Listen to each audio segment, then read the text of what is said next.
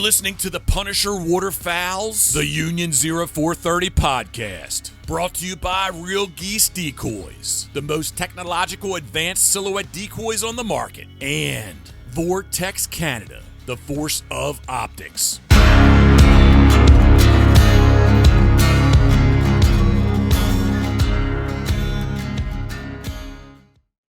Hey everybody, here we are, episode 113 of the Union 0430. All the boys, they're all scattered.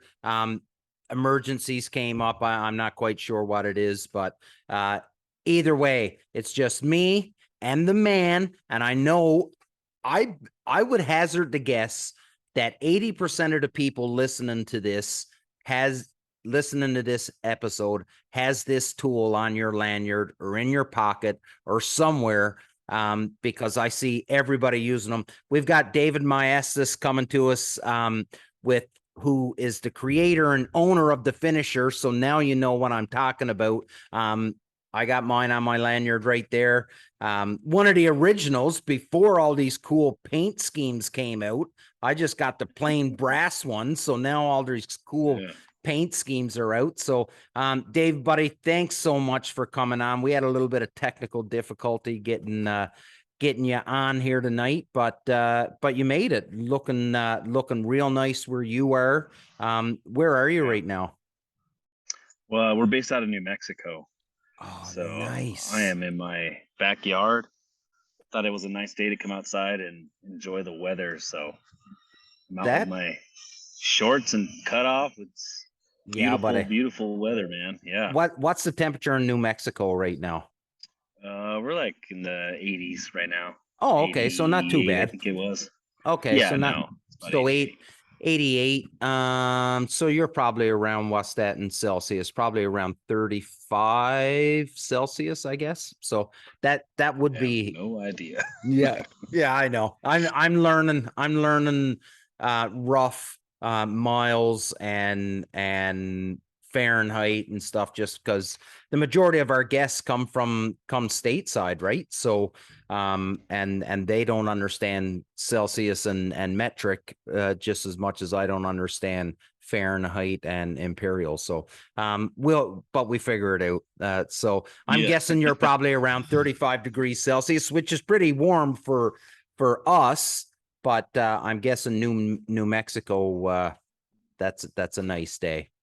It's a great day. It is. That's a great. So listen, man, like I really, I thought about you a couple weeks ago, and that's when I reached out, and I can't believe that it's taken me this long to reach out to you, to get you to come on the show, because it didn't take any convincing or whatever. I asked you and you were like, yeah, man, I'd love to come on. There was no trouble getting you on or anything. So I'm a little bit embarrassed that it's taken me so long to get you on, because one of the things that we always talk about on this show is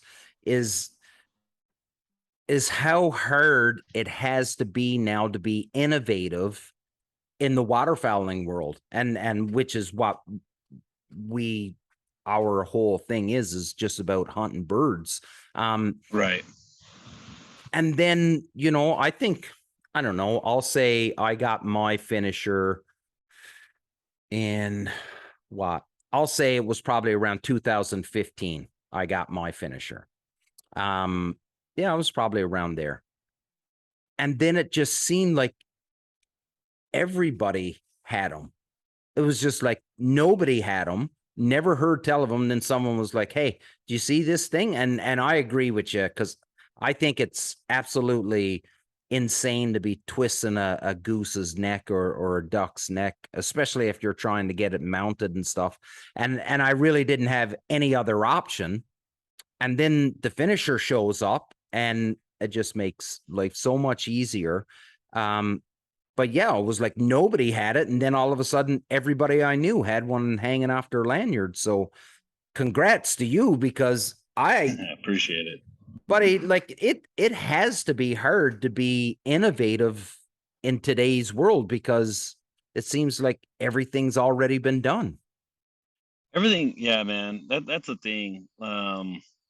Here's what happens though. I've talked to I don't know how many people that are always like, you know, how you know, how do I come up with something? And I always tell people the biggest, everyone that's probably heard of my other podcasts, I watch a lot of cartoons, dude. I'm like a kid at heart. That's all I ever do is watch cartoons and stuff like that. Yeah. So there's this movie called Robots, right? Yeah. And it's about this robot. He has this guy that he's looks up to. He's like this huge innovator. And so what he does is he has this like little slogan. It's called like see a need, feel a need type deal. Mm-hmm. So getting into the waterfowl industry, there's still plenty of needs to be met. It's just basically coming across that. So as waterfowlers, we usually just find ourselves dealing with that need instead of fixing the need. We'll do temporary patches on it. Because apparently I'm not the first one ever to come up with this deal. I'm the first one who ever put it into a design, patented, and made it into a product.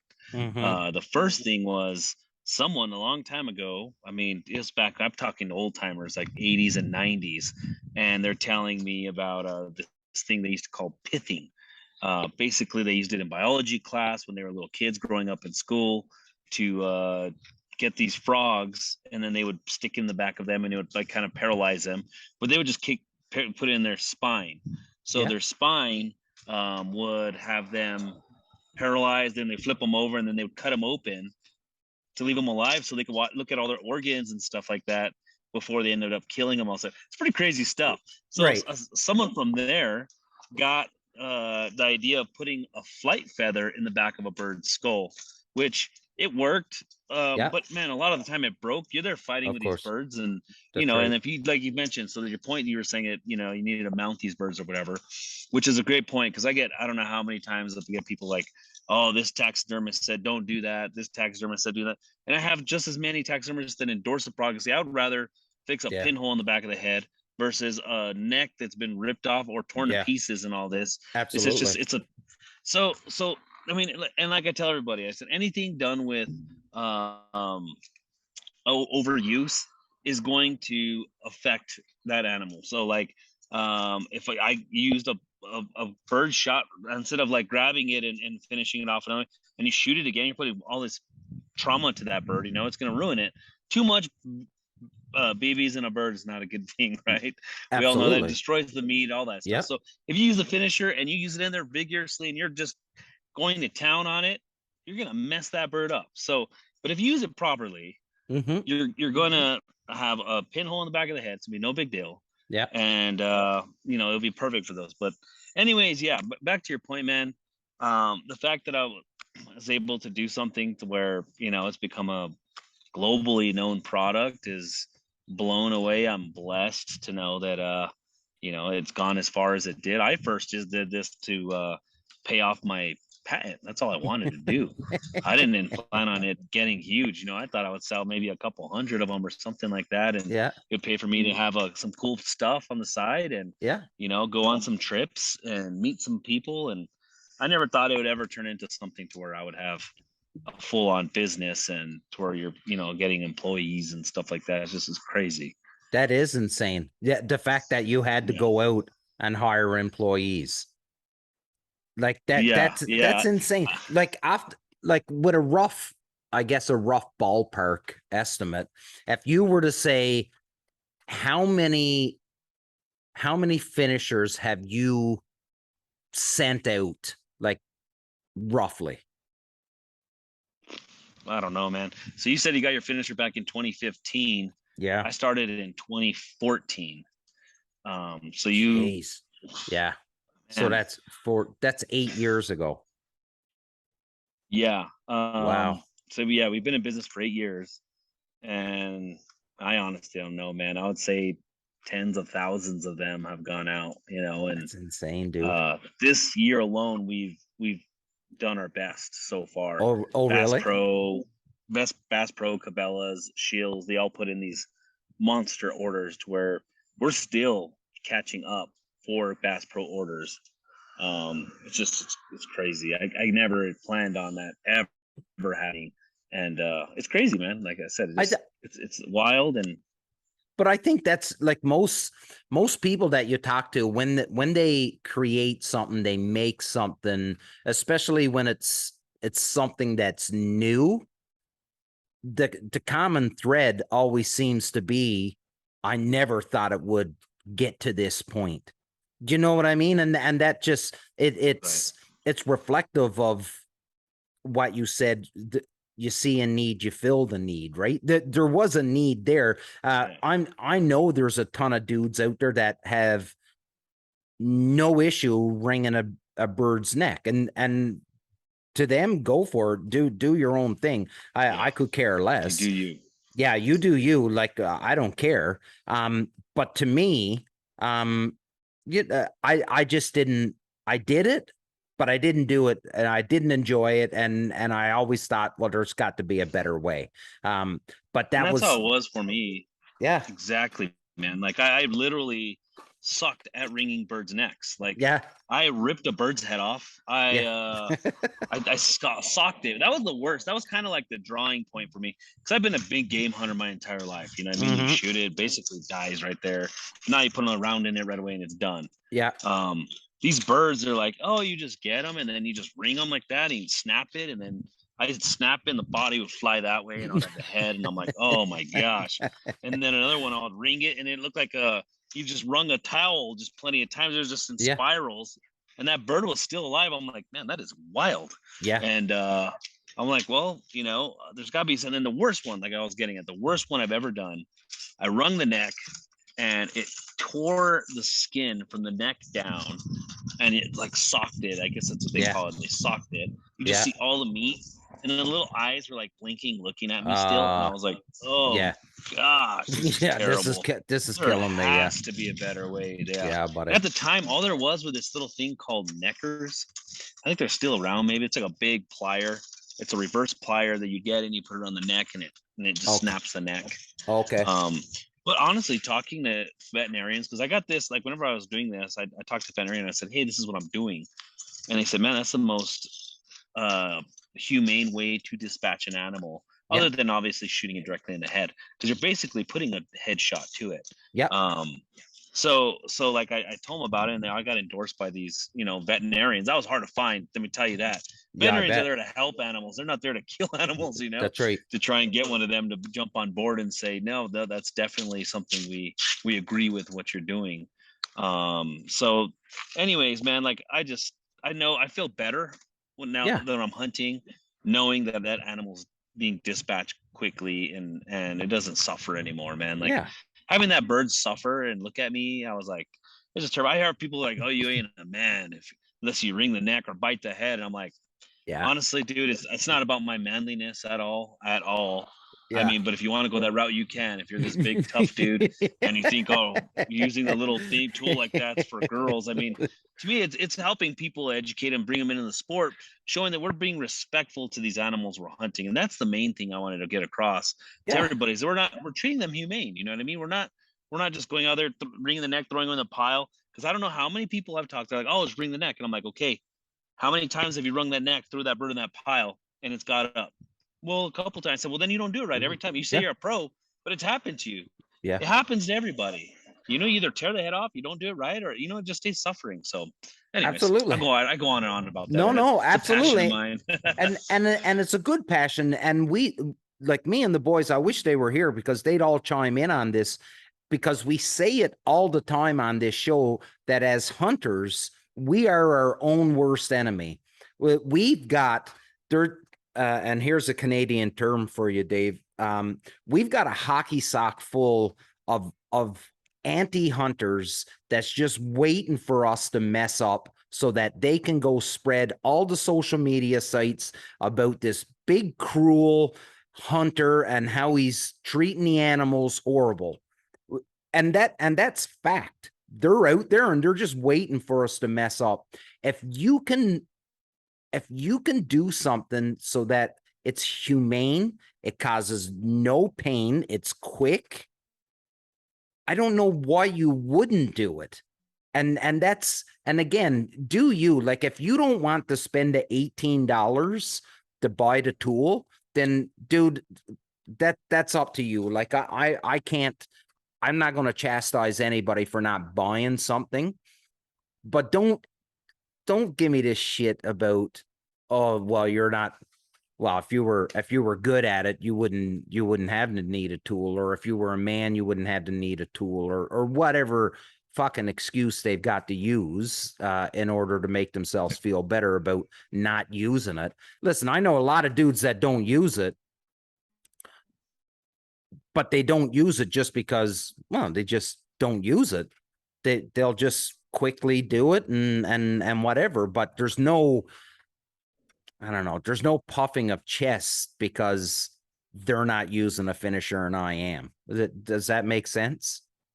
Right. Yeah, no, exactly. But I even told everybody, I said, yeah, they're like, it's quicker if I do that. I said, I guarantee you it is not. You literally, if you get it right, you could, I could kill 3-1 on someone's bird to their of course. one. And then I never thought about this because we don't hunt out of pit blinds or anything like that around here. Mm-hmm.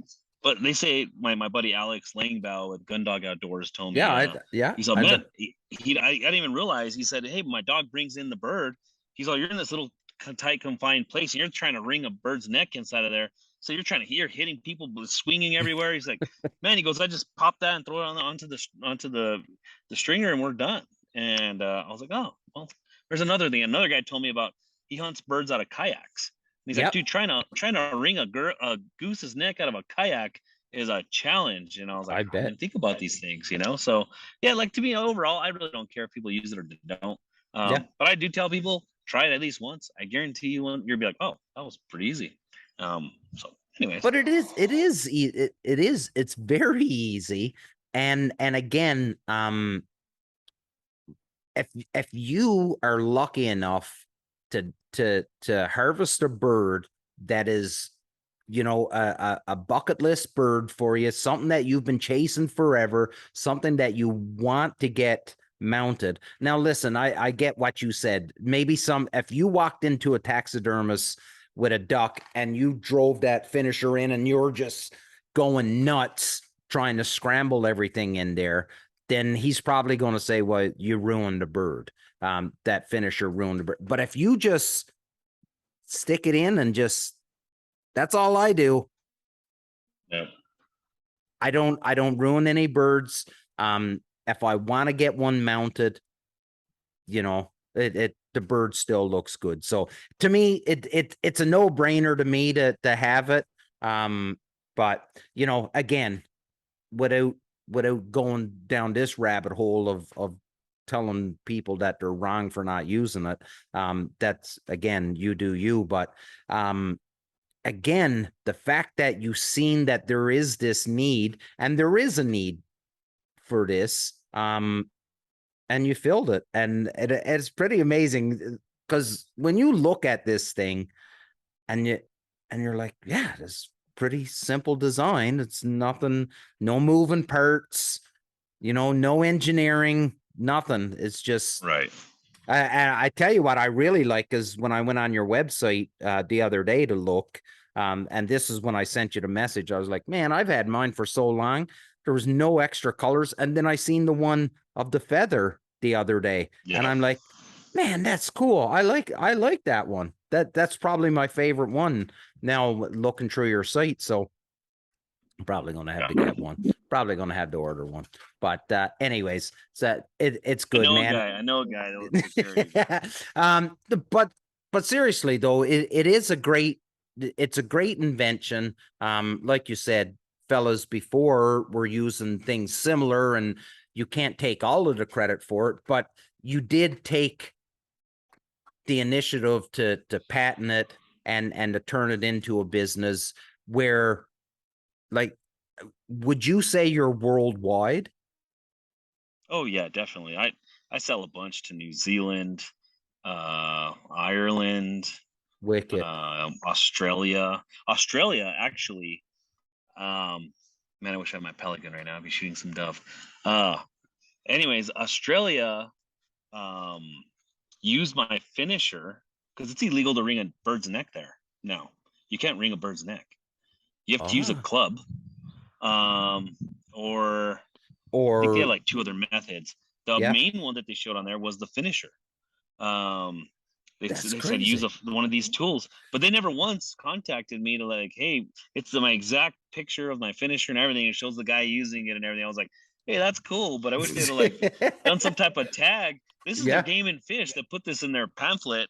I was Wow. like, they wish they'd at least tagged me in it and said, hey, you could buy one from this website, but they didn't. Either way, we sell them to there, and obviously a lot of Canada, and a ton in the US. So I'm trying to find, there's a guy that messaged me the other day on my socials, and anyways, he listens to the show from New Zealand, which blew me away because, well, first off, we're just a group of dudes from a little place in Canada, right? So and when you think of duck hunting, we're not what you think of. You think Arkansas and these flooded timbers and North Dakota and out west in the prairie potholes and stuff like this. So when we started this show, we really didn't know if people were going to listen to it, if people were going to like it, all that good stuff. And then we find out there's a dude in New Zealand that listens to the show, listens every week. And I'm so sorry if you're listening that I forget your name. But I will make it up to you on the next episode because I will give you a shout out.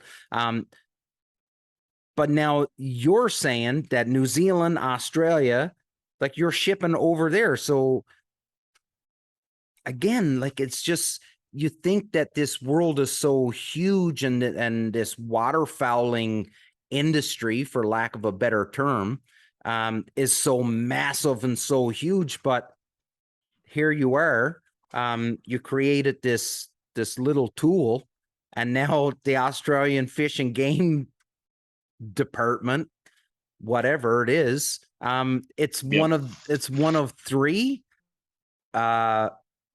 approved methods for dispatching a bird. That's pretty cool, man. It's something to hang your hat on. Yeah, I wish I could find it. Somebody sent it to me once. One of my friends from Australia, they sent it to say, hey, check this out. And I was like, oh my gosh, that's my product right there. And awesome. No, I was like, I don't know where it's going to find it. It was like, I think my buddy Blair Finley, I can't say his last name. Anyways, he's either him or another guy that I talked to out that way. But yeah, man, it's pretty cool. It's been a lot of work. We're finally at the point now to where we're gonna have like a little miniature warehouse. Oh wow! We're trying to bring everything back to make them here because it's been such a headache doing things overseas and stuff. And everything, about 90% of the products made here in the U.S. The product itself is made overseas, but everything else is done here. Right. Packaging, painting, and everything else. So anyway. We're gonna try and see. I talked to the guy today earlier and seeing if we could get that going again, so we don't have to worry about shipping delays and stuff, because that's what really killed us last year. Yeah. And that really screwed us over, and COVID that screwed us over. Shut down one of our plants down there in China, and that communism area. Wow, just how they are, but Yeah. Well, obviously, your business, along with everybody else's in the waterfowling world, everybody's been affected by overseas shipping, and then just the costs that, the delays are one thing, but then the cost that's associated with the shipping and how much that increased, and not knowing, if you were going to get your product on time and stuff, that was a major setback to a ton of businesses since COVID came in, right? But I think, and this is me, I've got no money into this, so it's easy for me to say, but I would love to see, and I don't say American made, I say North American made, because I think we need both Canada and the US. Our manufacturing sectors need to be rebooted and stop having this reliance on overseas, because and for a ton of different reasons, and this is the view of Damian Pittman, but the quality, if it's made in North America, 99% of the time the quality is better. that's my viewpoint. Now, people can argue with me, especially when it comes to textiles. The quality is normally better if it's made here. Our nylon in North America is better than what it is overseas. But I would love to see so many more businesses start doing American made, like Real Geese silhouette decoys. They sponsor this show, been behind us for so long. Craig Mintz constantly trying to figure out a way to produce more product in the United States, more jobs in the United States, more factories pumping out product, right? So good on you, man. If you can do everything in the US of A, I think you're winning. But it's hard to compete when someone can do it for pennies as opposed to dollars, right? Yeah, and it's sad though. Like you get people from they'll come out and they're like, "Where's this made?" I'm like, "Okay, well, if I tell you where it's made, is it going to change your perspective?" And they're like, "Well, yeah." And I'm like, "Okay, well, here's the deal. I'm going to tell you it's made overseas, just like probably that phone in your pocket." Yeah. But I was like, "Here's the deal, though. 90% of the product of the rest of the company is here in the U.S. You're supporting majority U.S. people, so a small part is made overseas. Aside from that, if I make this here in the United States, people you pay $18 for a plain brass finisher. Yep. Okay. If I had this made here in the US, which is the quotes I've gotten, we're at $9 my cost. Right. So people that know retail, this is gonna get a little bit side of the retail side of things. Yep. You have to go at least 3 times your cost. So if it's $9 my cost, I have to wholesale mine at $18. Because then the store needs to make their money on it. That's right. So the store's going to get that $18 and they're going to double it just so they want to double their money. Yeah. So now you're at 36. You're looking at what, $36 for a plain brass finisher. Who's going to pay $36 for a little piece of brass this big? That's right. And so then they'll be complaining because, well, then the complaint becomes, there's no way you can tell me that this piece of brass costs us $36 to make. Right. That's of course it doesn't. But that's the complaint. So yeah, buddy. I'm with you. And then go for it. Sorry. No, I'm just gonna say. So then that's just plain brass. So then you're looking at my American flag ones. I have a guy here that lasers them and they Cerakote them here. So you're talking about adding another $10 on top of that. So now you're looking at $46 plus your shipping. You're looking at $50 for one finisher this big. No one in their mind is going to pay that much. That's other than like a limited edition, something that's going to be limited, special a deal. Or I've also done other things to where I've sold some stuff like at $80, $90, and we've given a percentage away, like usually like 30-40% we'll give away to like some organization, something local, helping out some sick kid or something like that. So some other things, there's things like that we'll do, but in general, like just to have a product that's $47, $8, for somebody just to buy without it going towards nothing is going to be a hard sell. Even for myself, I'm like, well, then that's where you get these guys that just go and make their own. Like prior to the finisher, I had this old timer is like, this was my finisher, and he brought me this little piece of like maybe a brow tine from a deer that broke off, and then they drilled a hole in it, and they had 2 brow tines actually. So it was a hole on in between it, and he put a nail sticking through it, and then he had the other brow tine that had another hole through it. So then they like kind of covered each other, and it was kind of like a cow horn, I guess you would say, like that. Like in between that, 2 spikes on it, held together with the nail and he said he'd use that, and then he'd use that other part to cap it, which the brow tine was still a point, but it wasn't as sharp as a nail, I guess is what it was. But he said he made that 40 years ago or something like that, some old timer. And he's like, I just never thought, and that's what I was getting at. So at the very, very beginning, you're like saying, coming up with something that was innovative that, the waterfowl community ended up taking to. There's things out there that we are doing right now that are like that old timer, that you have 2 brow tines together, held together with a nail, that you are personally doing to make your job easier, but you don't realize that I could turn this into a business, and other people may buy this. Have I do this? Because what other people are probably modifying other things to do certain things. Oh, 100%. So everyone thinks that they're like, well, I don't want to get started down that road because just It's a lot of money, and here's the deal. It does take money. It takes a lot of money over a period of time to protect your idea and get it going, to get marketing, to get a whole business run off the ground and stuff like that.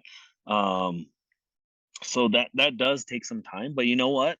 The reward is well worth it. And so I would encourage anybody listening or whatever, like, people have ideas, act on it. Don't allow it to stop you from doing something that you may love and enjoy.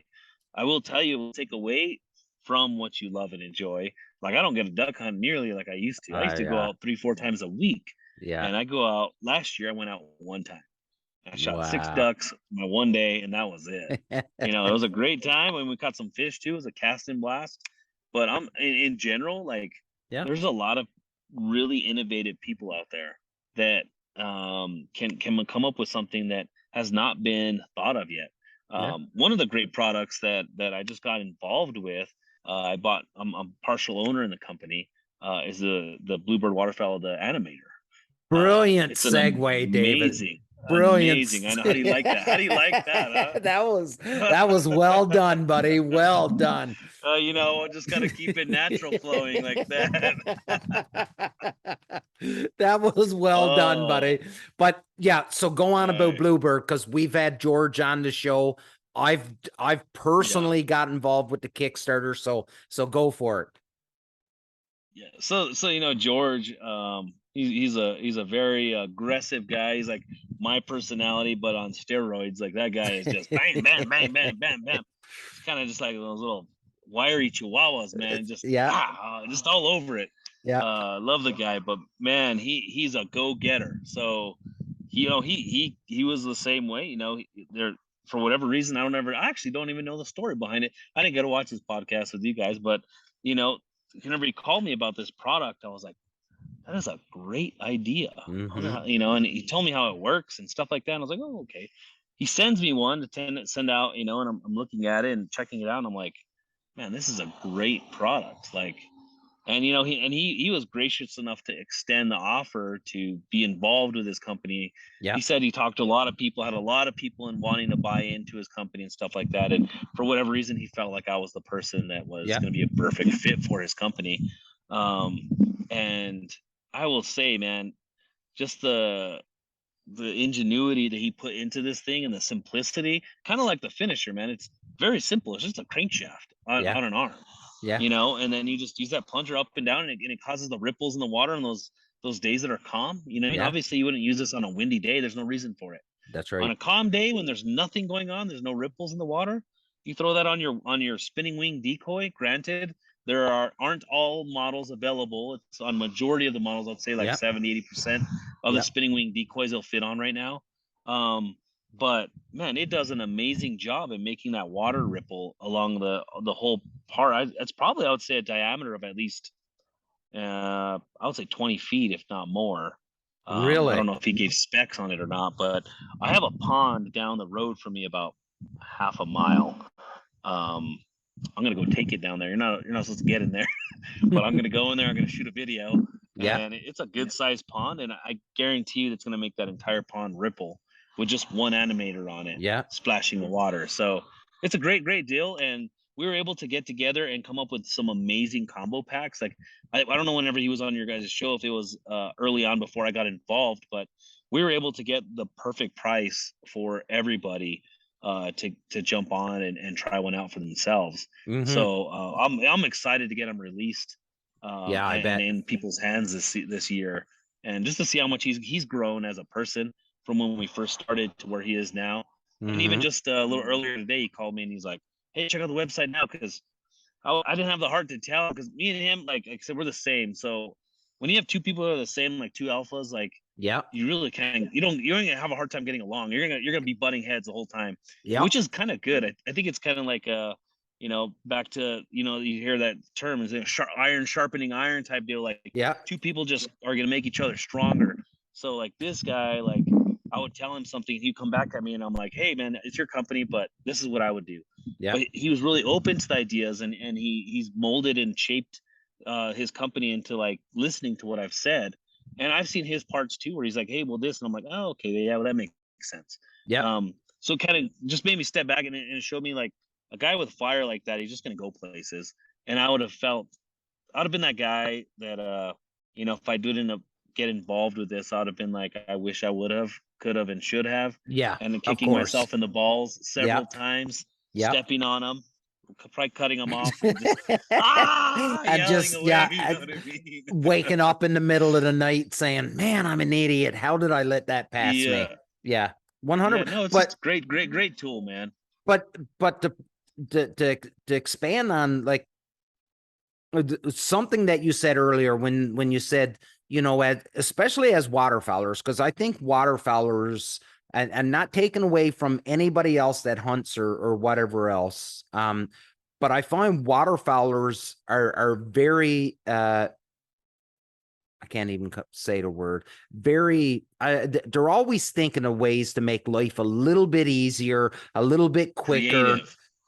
Creative. So you and George, you have that mindset, and there's a million people out there that have that mindset, that can think outside the box, and they can come up with an idea. I'm not one of those people. But you can think up well, I could just do this and it'll make it. Take the chance. If you can visualize it, and I guess the biggest thing I'm getting at here is that, listen, if you have an idea, don't think that it's going to happen overnight, because that's where you're going to get disappointed. You got to manage your expectations. But if you've got an idea, then start thinking about producing it, making it a product, make it a business, protect it, get the patent, register yourself, all that stuff, and do it. But don't try to do it all in one night. Like George, when I found out about the animator, I just happened to come across this thing, and I'm like, man, this thing this has potential to be good, as long as it wasn't rushed. And that was my biggest thing.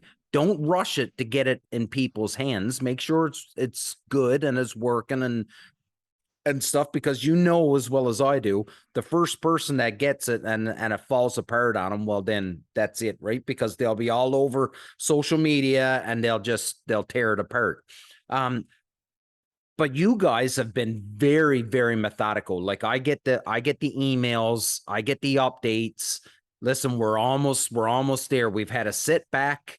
Something didn't work out. We weren't quite happy with this.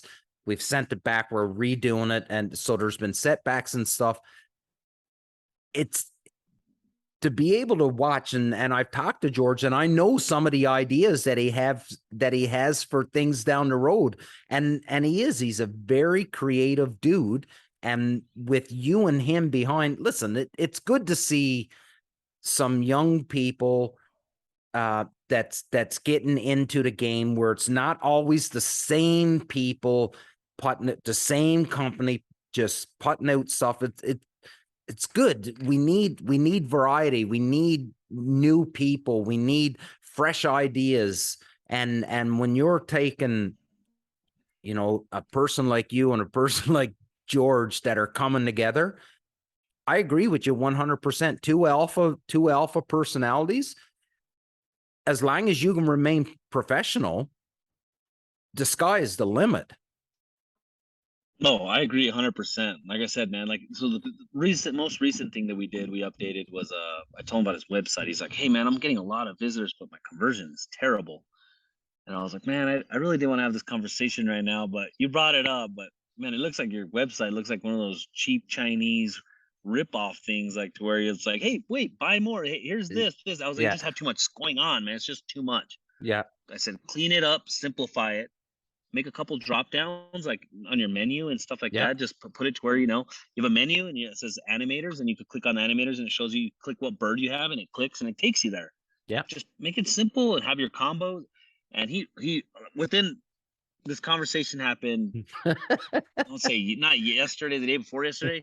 So in 3 days, he rebuilt his whole website.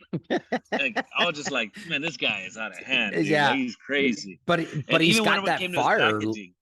He's got that fire, man. And he's the perfect guy to get involved with him. Like I said, I know we're going to continue to have our run-ins, but at the end, we're friends, and we always told each other we're keeping friends, business. Yeah. And it came to a point where we were just fighting too much. Then obviously we would probably have to just figure out something to like either A, we don't talk as much, only unless it's necessary, or B, we walk away, which I'm not walking away. So it's going to be B, we just don't talk to each other as much. Yeah. But yeah, man, I'm excited. He's a great dude. Like I said, the way he's just that fire that he's got in him. And we got some other plans coming up. I know he talked to you already, and that was one of the things I told him. I said, dude, don't show your whole hand. No, at that's once, right. You know, that's no, right. man. Maybe give him a little taste of what you got, but don't let him know about all the rest that's coming in upstream. You know. Yeah. And he's like, oh, you're right. You know. So I know one of them he brought up was probably the wingsuit or something like that. Yeah. And I was like, dude, nope. That is on the shelf. We're putting a pin on that. Yeah. And we're going to work on it. We're going to make it into a really great product, but that's not a priority right now. So that's where we came with. They're just focusing on this animator, and it's going to be amazing. And that's kind of like how the finisher went. Like I came up with just the finisher, but in my patent, I included a whole bunch of other tools in it. Like when I first started, like the choke wrench, you can use the head of the finisher can be used as a choke wrench. I didn't know that. Well, I know a lot of people don't, because I'm not going to tell everybody all my cards, man. Like I just brought this out like 2 years ago.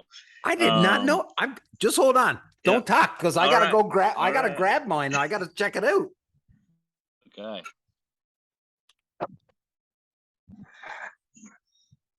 I gotta check this out because now, that's the original that I've got. Yeah, that one should do it. Like so that little head part, the little top part of the head, should fit right in the barrel of your shotgun upside down, and then you can use it as a choke wrench. So here's the deal, though. There was 2 seasons where we were adjusting molds, and it became a millimeter too thick. So depending on what edition you have, the early on ones do it, the middle ones don't, and then the most recent ones do. Okay. And then I also had in there a bottle opener. So my newest editions, you got a bottle opener on there now. And then on the very bottom of the part where you put your split key ring on is a flathead screwdriver. So you could use that to steal your buddy's band. So like he shot a bird and you're out there retrieving it. You go out there and pop that in there and take it off before he even knows about it. That's awesome. So yeah. So just like I said, I added a few things on there as the years gone on. That's awesome. So you know what? Now that I've got it in my hands, here's a great time for anybody. So the show, we do it on, we record it on Zoom. We put it on YouTube so people can watch. But the majority of the people don't watch. They listen to it through Apple Podcasts or whatever. But now that I'm holding it up, and for anybody that's watching, Dave, what is the proper way to hold this and the proper way to use like you have it? Yeah. Okay. Yeah. So I've been doing it wrong. You've been putting it upside down, huh? Yep. I am glad you brought that up, man. Yeah. And this is hilarious. I was just talking to George about this yesterday. We were talking about a feature on his animator, and I was like, man, I said, you have to talk to everybody as if they are like 2 years old. Not saying that people don't, anybody, like you want to have things so simplified. That's right. Because the simplest thing that you're like, oh, they should understand that people don't. Nope. When he told me about how to use the animator, he's like, you do this, and I was like, I don't understand, dude. I honestly, like, I don't know what you're talking about. Like, it sounds like you're making it sound easy, but to me, it's complex. Like, you have to understand, you were the only one that knows how your idea works perfectly because you invented it. You started it. To me, when I came up with a finisher, I was like, oh, people just should know how to use this. And what came to my mind is I was at a show and this guy was talking to his friend. He goes, oh, it's awesome to use this like this. And he did exactly like you. He went upside down. Mm-hmm. And I was like, sir, I just noticed that you're showing him how to use that. Is that how you've been using it? He goes, yeah. And I was like, and it works? So, oh yeah, it works great. And I was like, well, good to know. I said, but you have it the wrong orientation. It does go upwards. So that little point, the little point, we designed it that way. So when it breaks skin, and that's what I tell people, right when it breaks skin, you don't want to jam it all the way straight in, because when you do that, it comes out to the frontal lobe right here. It comes out to the eyes. So whenever you break skin, you just want to barely break skin, and you drop the handle down, which angles the tip upwards, and then you drive it forward, and it's going to come towards the top part of the head like this way. and then you just give a triple turn left, right, and remove, and that's it. There you go. See? So good. Yeah. So because buddy, this is the way I use it. I've been always going like, this is the way in, and I sort of kind of go like that. You know what I mean? Yeah. So good that we said it. Good that we brought it up. So there you go. So apparently it works still. So the reason why you go in the back part of the head, there's some other people who said, oh, you could just jam it through the eye, the top part of the skull. I used to do it this way and do that, but here's the deal. The reason why it goes in the back part of the skull is not because the finisher can't do right through the skull. I have plenty of people that bust through skulls with the finisher. It's not a problem. Yeah. The reason why you go through the back part of the head is because you have the spinal cord, you have the brain stem, and you have the brain all right there in that little point. Yeah. So when you break that skin, you're trying to hit that spinal cord, which makes the bird go limp, goes numb and stuff like that. You hit the brain stem's what connects everything. So you're swiping that. That's why you're doing a little turn to cut that off. And then you're going up into the brain just to make sure you hit that brain.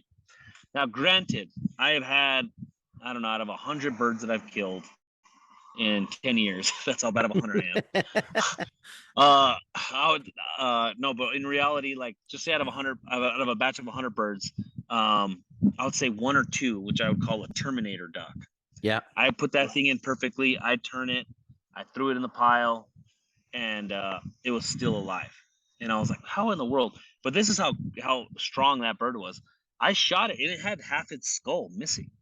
I only did it, the finisher, again, just because I could hear it breathing. So I did that. I scooped it and I threw it there, and half the back part of his cap was gone, and with the brain. And I was like, well, that bird's dead. I'll just just do it anyways. You know, I didn't want to be flapping around and all that because I could see it breathing. And so we're there sitting, me and my buddy, we're talking, waiting for the next bird to come in. We're looking, and I hear it breathing still and flapping all over inside of the weeds and bush. And I'm like, there's no way. So granted, you may do things perfectly, and it out of every 100 birds, you may have a couple of them that will not die. Yeah. I don't know the thing with that, but they probably are dead, but the will to live is very strong. So their body's just going to stay flapping for a while. Majority of the time they flap for like 1 to 5 seconds and they're done, if that. So, I mean, even with your experience using it upside down, it still works. It works for me. You're still disconnecting that spinal cord and brainstem when you're going like that. You're not going back up into the brain, but you're at least going down, and you're still destroying that part. And that's what you're trying to do. You're trying to eliminate that part. It's almost like cutting a bird's head off. You know, it's basically what you're doing, but it's keeping it clean. Yeah. So, so even if you are using it upside down, it's fine. Just turn it over and go upright next time. Well, I'm maybe some people would say that they're embarrassed. I got a goddamn fly around me. I've got a fly that's been around here too. And I got a cricket and I got a cricket. Can you hear the cricket? No, I can't. Okay, good. Because there's a cricket down in the corner, and I've been 2 days trying to get this fucker out of here, and he's eluding me so far. But maybe some fellows would say that they're embarrassed to say that they've been using it wrong. To me, I don't know. When I looked at the thing, I was like, oh, just the angle to me, I was like, oh, it just makes sense to go in this way. But, it worked for me. Yeah. But the thing is, the way that you're saying it, I think I may have had to jiggle around a little bit more to finish it off. But going in the way that you would, I think it would be a lot more quicker without as much movement, right? So, literally a turn left, turn right, and then pull out. And some guy always says, if you could start a truck, you can kill a duck. I think that came from one of my buddies that makes lanyards, Wesley, with VPC lanyards. I think he's the one who told me about that. Okay, I like that. I think I'm stealing it from you. Yeah. So that's all cool, man. I appreciate it. So yeah. But Dave, so I checked out your website. I was reading about your website, and one of the things, and I can tell you're one of these guys where you're always constantly thinking, right? You're always looking, you're always trying to think of the next thing and stuff like that. And without showing all your cards, one of the things that you did say on your website is that, that's what the company is built around. It's built around being innovative to create tools that would help outdoors people. So what, I know you're probably going to tell me no, because it hasn't been released yet or whatever, but like what's on the docket to come out from your company? So, and if anybody's wondering, Adrenaline is the company. The Finisher is a product. Adrenaline is the website. And if you go check it out, and if you Google, just say the Finisher duck, it'll come up on Google. But anyways, I digress. And what's coming out, buddy? So this next product that's coming out, it's well, I did come up with a headlamp, so that's a little different. I seen a have been around. I seen that headlamp. That's yours. Yeah, well, I designed it. So they have a bunch of them out there. It's nothing that's not done already. And this is my thing. So if I'm gonna do something that's been out for years and there's no patents on it or anything, everybody and their mom can make one of these things. Mm-hmm. I don't have a problem going in and redesigning something that fits me. So, and I used to sell a friend's headlamp, and I kept asking him to put red on it, because that's all my customers always ask. They're like, I would buy this if it had red on it. I want red. I want red. Yep. So I've asked, and it never would happen. So I said, I'm going to buy my own. So I bought a couple $100 worth of all kinds of headlamps. I have a basket full of them. Yeah. And I got the best features from what I liked from everyone. I made one headlamp that I liked. Awesome. So it has a zoom feature on the bottom. You could like just turn it like that and it zooms. And then, or you could open it up and it turns into like a floodlight. Yeah. It has two lights on the side, which turn into just red. They just have red on the sides. The main focal beam is white, and they're on at the separate times, so they're not all together. Yeah. The back part of the battery bank is a power bank. Like you could charge your cell phone out in the field and stuff like that if you needed to, which has helped me several times out there whenever I wanted to use my phone for something. People are using Onyx and stuff like that to be on these spots, or you want to check things out and your phone dies. It's freezing out there. It dies quicker. So you can just plug your phone into it. It'll drain the rest of the batteries out of your headlamp into your phone, charge your phone or other device that uses a USB port. Has a little SOS whistle on the side of the headband in case you get stranded out somewhere and you want to blow a little whistle out there to get some attention, and we're giving it a 1-year warranty, and has 3,000 lumens, man. So it's insane. I gotta show this. So are you able to see this? What I'm bringing up on the screen? Okay. So for those that are listening, you're not going to be able to see it, but if you're watching on YouTube, you can. So, so here's David's, the blinder headlamp. So I seen it. I never really looked more into it because I was like, oh, it's a headlamp, right? Like, right. But now that you're telling me about it, I'm checking this out. Like, look at this fucking. So I'm ex-military. So I've got to tell you that I wouldn't buy a headlamp unless it had red. I wouldn't, just because it's drilled into me that you need red light, because it doesn't give away as much as what white light would. So I agree with all your friends saying that they need it, but I really dig. So I'm guessing where my mouse is circling, these two banks right here. This is your red lights. And then you're solid. Yep. Dude, that is insane. I like the idea that not that those are just stock photos. This is something we released probably about a few months ago. Okay. I haven't had a chance to go out in the field and actually put some video on there and some other updated things. But I can tell you, my neighbor lives about 100 yards from me, and I light up his entire house enough to where he got pissed and called me up and said, would you mind? I was like, I'm sorry, I was just testing out a headlamp. I didn't know it was in your guys' in your bedroom. I didn't see nothing. I'm not trying to be a peeping Tom or anything, but it literally blew up their whole house with this light, and they're 100 yards from me at least. Wow. And it's ridiculous. So anyways, so something like that, I wouldn't mind, but my whole thing is like, so whenever you see a need, feel a need, if that need's been filled and it's being properly, like, don't jump on someone else's curtail to utilize their hard work and stuff like that to try and advance a product that you made exactly like theirs, and they're still have a patent on it, and you're infringing on that and stuff like that, and you come up with a little ruler to put on yours to make yourself patent pending. You know, like, to me, it's just it's kind of cowardly, especially and cheating. Putting cheating. It's just I'm not up to that. Yeah, that's what I think of. Done before. Yeah. Yeah, it's just I just think it's just disgusting meat to me, Yeah. anyways. So aside from that, like headlamps, everyone can make. So that's why I did that. So that's one thing, and it wasn't me specifically. I kind of did, but my good friend Ramsey Russell at getducks.com. I don't know if you saw that on there. Yeah. He hunts all over the world. His slogan's it's duck season somewhere or something like that, right? Yeah. Yeah. So he was the perfect person, one, for testing out my finisher, which he's going to help launch me basically, because I knew nothing about marketing and all that stuff. So I contacted him with my finisher. He helped me out. Great dude. And then he's the first person that came to my mind when I had this headlamp, and I was like, this guy's going to use this thing all over the place. Yeah. Sure enough, I sent it to him. He used it for about 3 months, 4 months. He called me up and said, hey, I need another one. I was like, oh, no, what happened? He's like, oh, we're great, because I just stopped working after a horse stepped on it. I was like, oh, okay, well, he's all, I still got to put it together, and it's glued a little bit. He said, but it doesn't look good, man. He's all, but it's still working. And I was like, oh, okay, well, that's good to hear. At least I know this guy's using this thing forever, and he has had no issues with it. So that's one of the things. So that's not too big of a deal, right? Headlamp, whatever. That's the next cool, thing though. I have, it's not my own personal invention, so I can't take credit for this at all. But it's signed over into my name, and I'll give credit where credit is due.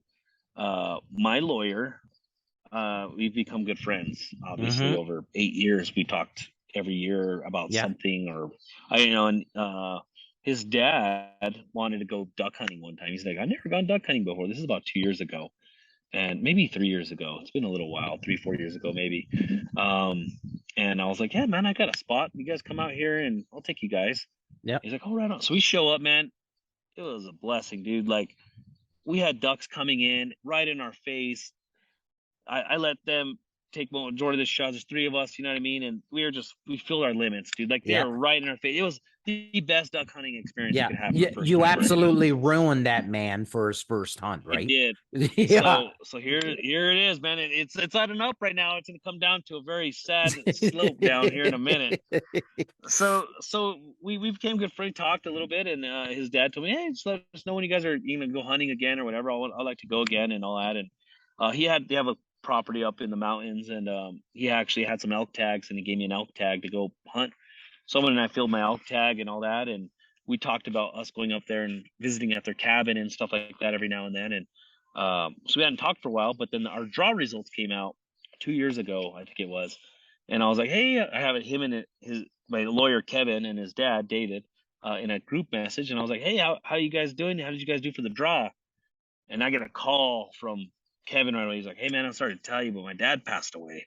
Oh, I was like, shit. oh gosh, that's kind of tear jerker there. And he's like, yeah, I should have told you. I spaced it. And he's like, he had a massive heart attack while he was up at the cabin doing some work, and he ate Tylenol and all this. Anyways, a sad story. And but anyways, here's what happened. So his dad was kind of an innovator as well, and designed this product for a ice chest.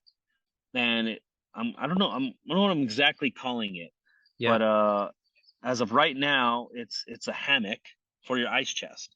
Okay. And so they designed this deal to where you can put your food in it and all the ice and stuff, and then as the ice melts, your food stays elevated above it. It doesn't get in the water. Cool. Yeah, it doesn't get in the water and stuff. I don't know how many times I've had lunch meat ruined by meat, and I tried eating it even with floated meat, man. Like, it is disgusting. I'm not gonna lie, dude. It is. I'm gross. laughing because how many times have I done the exact same thing and been like, man, I'm not gonna friggin' eat that now. Like hot dog buns. That's the prime example. Bread. You put all your hot dogs, your hamburger, everything in the ice chest, and by the end of the day, your hot dogs are floating, they're soaking wet. Like, so, and this is the thing, and it just plays into what you said. Like, guaranteed somebody is, if it pisses you off, it's pissed somebody else off, and somebody's thought about it. And that man thought about it.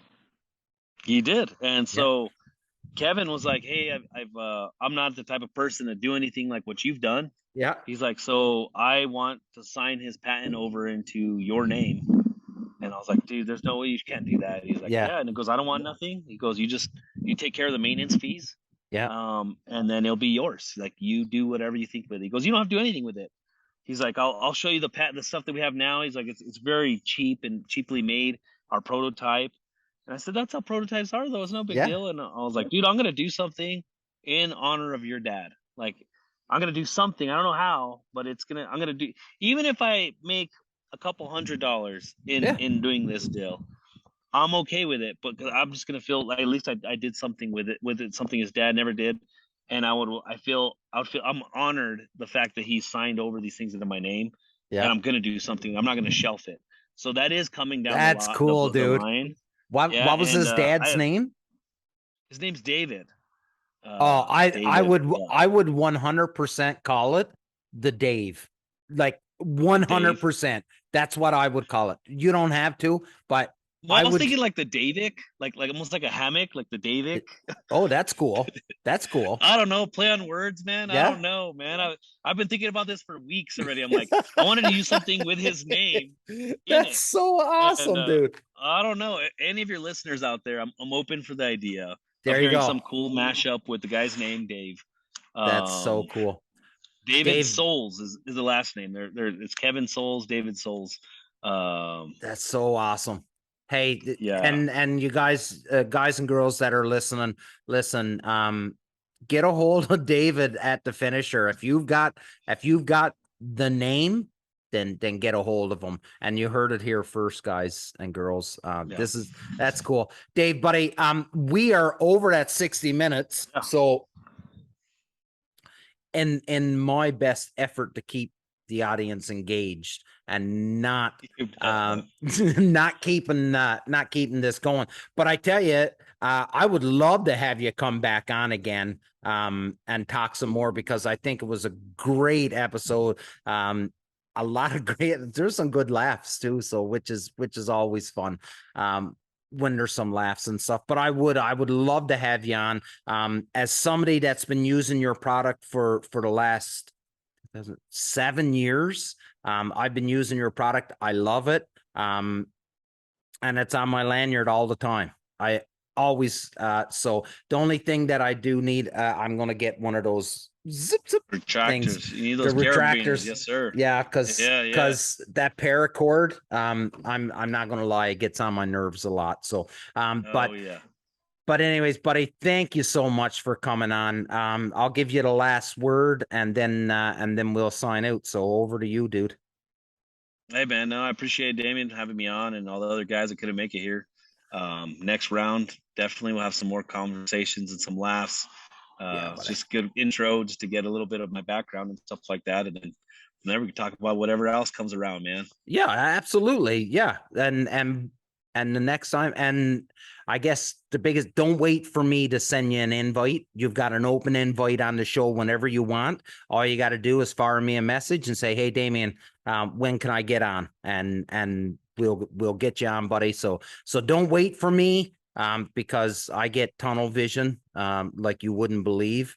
And I see straight ahead. I never see out of my peripherals. So reach out, buddy, anytime you want to come on.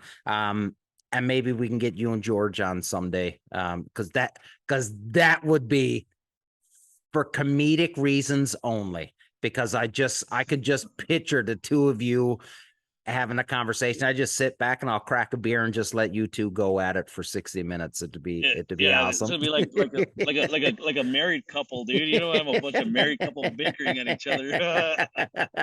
That's awesome. Everybody, thanks for listening. Thanks for tuning in. The Finisher, the headlamp. I'm going to check out that headlamp again too, though. But everybody, go follow David, follow the Finisher, check it out.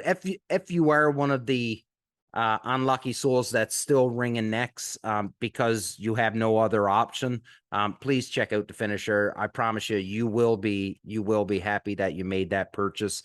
Again, this is the Union 0430. We even though the boys aren't here tonight, we do not pretend to be experts. We are just a bunch of dudes that love hanging out, talking about bird hunting, and we get to meet some pretty amazing people just like David. So until next time, big love, look after one another, and surround yourself with good people. Ciao. Awesome. Have a good one.